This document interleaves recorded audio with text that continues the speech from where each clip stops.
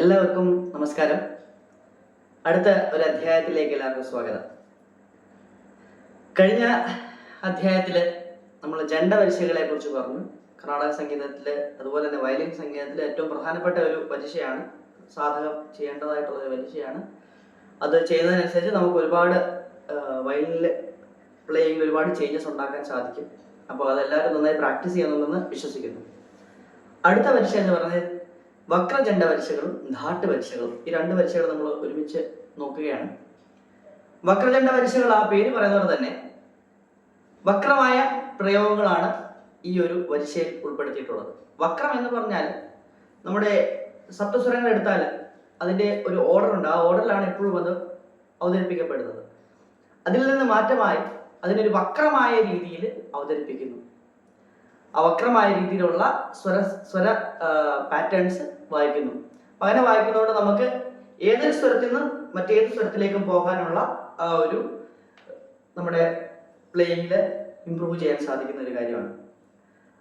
ഓരോ കീർത്തനങ്ങൾ വായിക്കുമ്പോഴായാലും വർണ്ണം വായിക്കുമ്പോഴായാലും ഒരു നോട്ടിൽ നിന്ന് മറ്റ് പല പല നോട്ടുകളിലേക്ക് നമ്മൾ പെട്ടെന്ന് സഞ്ചരിക്കേണ്ടതായിട്ട് വരും. അപ്പോഴും നമുക്ക് കൺഫ്യൂഷൻ ഉണ്ടാകാൻ പാടില്ല. അപ്പോൾ അതുകൊണ്ട് തന്നെ ഏതൊരു നോട്ടിൽ നിന്നും ഏത് നോട്ടിലേക്കും സഞ്ചരിക്കാനുള്ള ആ ഒരു പ്രാപ്തി നമുക്ക് ഉണ്ടാക്കിയെടുക്കണം. അപ്പോൾ ആ നിലയിലേക്കുള്ള ഒരു വരിശയാണ് വക്രവരിശകളും വക്രദണ്ഡ വരിശകളും അതുപോലെ തന്നെ നമ്മുടെ ധാട്ട് വരിശകളും.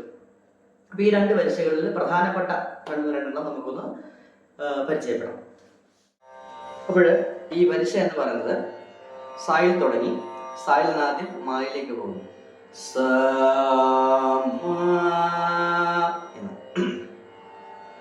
അപ്പോൾ ആദ്യത്തെ സ്വരത്തിൽ നിന്ന് സരിഗമ നാലാമത്തെ സ്വരത്തിലേക്കാണ് പോകുന്നത്. സമ ഗമ രേ ഗ സരി.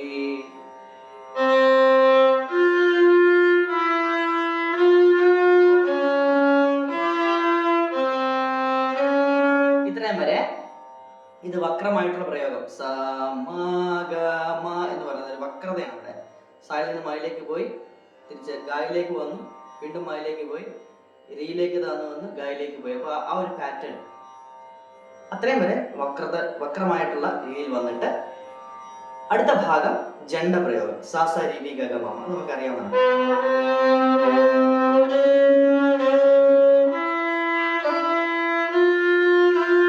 അപ്പോൾ ഞാൻ ഇത് പാടിക്കൊണ്ട് വായിക്കാം. നമുക്ക് ആദ്യം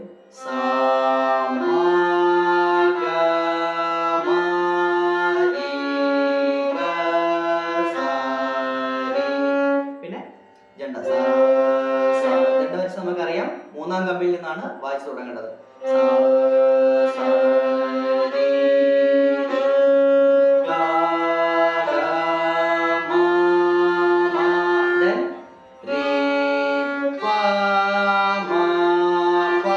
ഇങ്ങനെ വായിക്കാം. നമുക്ക് സെക്കൻഡ് സ്ട്രിംഗ് തന്നെയും വായിക്കാം. ഇങ്ങനെ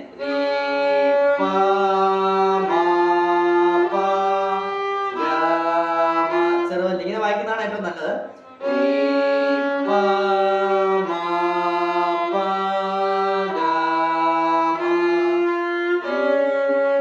ശ്രദ്ധിച്ചില്ലല്ലേ? ഇതിൽ നിന്ന് പായിലേക്ക് ഡയറക്റ്റ് അത് നമുക്ക് നന്നായിട്ട് വിരലിൽ സ്ട്രെച്ച് കിട്ടും. അപ്പോൾ നമുക്ക് കുറച്ചും കൂടെ ഫ്ലെക്സിബിലിറ്റി കൂടും. അപ്പോൾ അതുകൊണ്ടാണ് ഞാൻ പറയുന്നത് പാ ചെറുവിരലുകൊണ്ട് തന്നെ വായിക്കുക.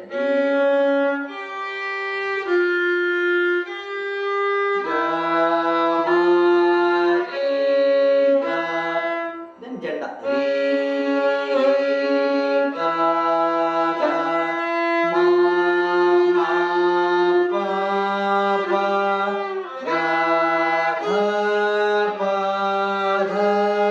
ഇങ്ങനെയാണ് ഞാൻ വായിച്ചത്. ചെറുവൽ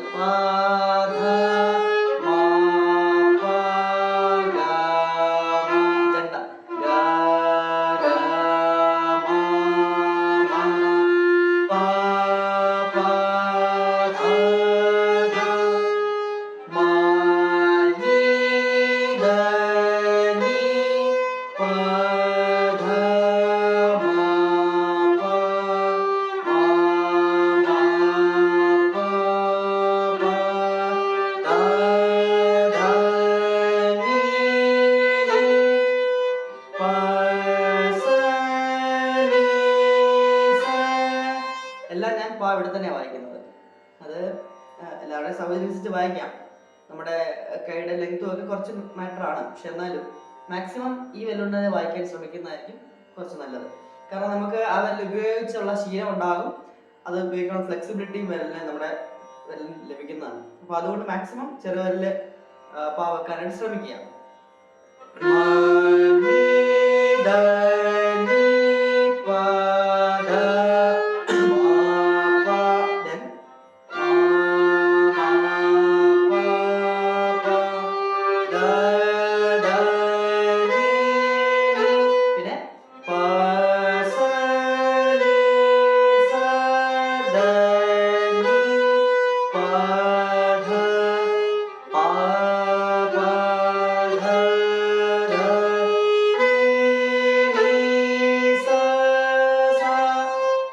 സായിൽ നിന്ന് പായിലേക്ക് വന്നു.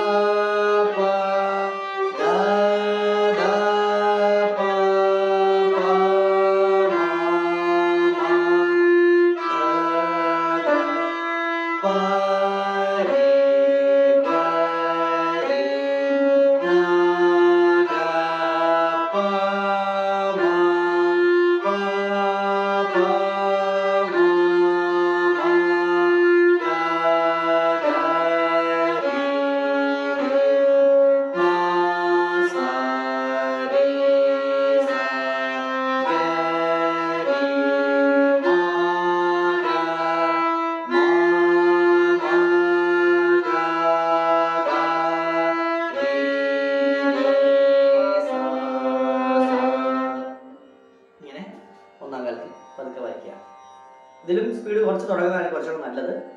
അപ്പോൾ രണ്ടാം കാലത്തിലേക്ക് വരുമ്പോൾ അധികം സ്പീഡ് വരില്ല. ഇപ്പോൾ തുടങ്ങുന്ന സ്പീഡ് അനുസരിച്ചിരിക്കും ഹയർ കാലങ്ങൾ വരുമ്പോൾ ഉള്ള സ്പീഡ്. അപ്പോൾ അത് ശ്രദ്ധിച്ച് വായിക്കുക. പിന്നെ മാക്സിമം ഇപ്പോൾ പാ സെക്കൻഡ് സ്ട്രിങ്ങിൽ ഉപയോഗിച്ച പോലെ സാ തേർഡ് സ്ട്രിങ്ങിൽ ഉപയോഗിക്കുന്നതും കൂടെ നല്ലതാണ്. കാരണം നമുക്ക് വിരലൊന്നും ഒരു സ്വരം പോലെ ഓപ്പൺ നോട്ടായിട്ട് വായിക്കാതെ, അതായത് സായും പായും ഓപ്പൺ ആയിട്ട് വായിക്കാതെ എല്ലാം വിരൽ ഉപയോഗിച്ച് തന്നെ വായിച്ചാൽ കുറച്ചും കൂടെ നമുക്ക് ഫ്ലെക്സിബിലിറ്റി, വിരലിന് കുറച്ചും കൂടെ ഫ്ലെക്സിബിലിറ്റി ഉണ്ടാകാനും ആ സ്ട്രെച്ചിങ് വരാനും ഒക്കെ ഉള്ളൊരു എക്സസൈസ് ആയിട്ട് ഉപകരിക്കും. അപ്പോൾ അതുകൊണ്ട് മാക്സിമം സാ ഇവിടെയും പാ സെക്കൻഡ് സ്ട്രിങ്ങിലും സാ തേർഡിലും, അതായത് മധ്യസ്ഥായി സാ എന്ന് പറയുന്നത് തേർഡ് സ്ട്രിങ്ങിലും നമ്മുടെ പഞ്ചമം പാ എന്ന് പറയുന്നത് ഫസ്റ്റ് സ്ട്രിങ്ങിൽ വായിക്കാതെ സെക്കൻഡ് സ്ട്രിങ്ങിൽ തന്നെ ചെറുവിരലുകൊണ്ട് വായിച്ചാൽ രണ്ടാം കാലം നോക്കാം.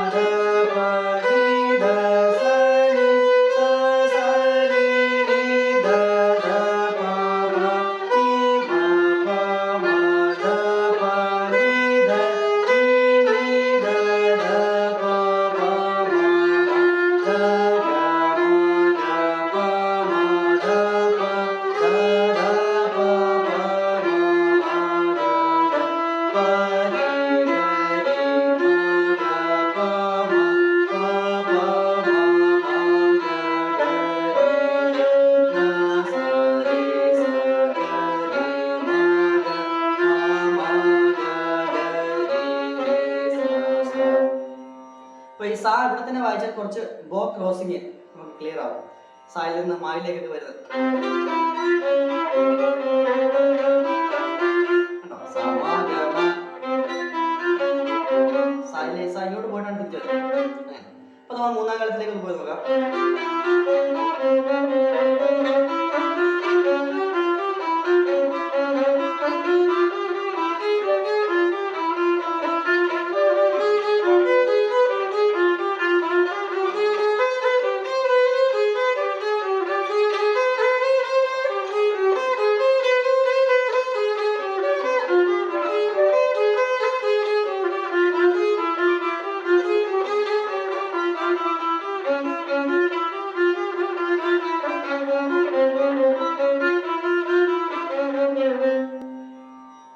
ഇതാണ് മൂന്നാം കാലം. ഇനി അടുത്ത സ്പീഡും വായിക്കാം.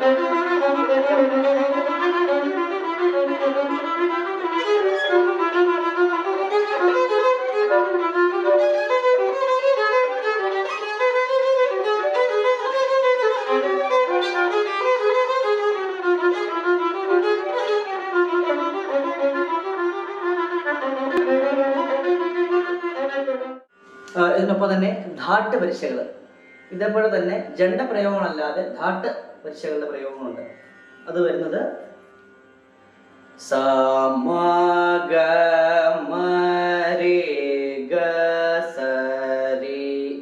അടുത്ത ഭാഗം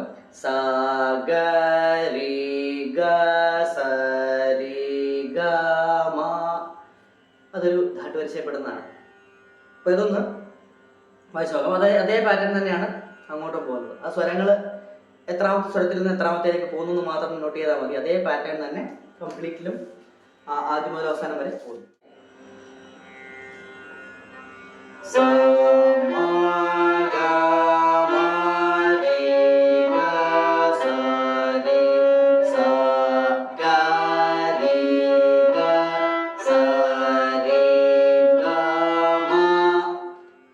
അങ്ങനെ ഇനി അടുത്ത ലൈൻ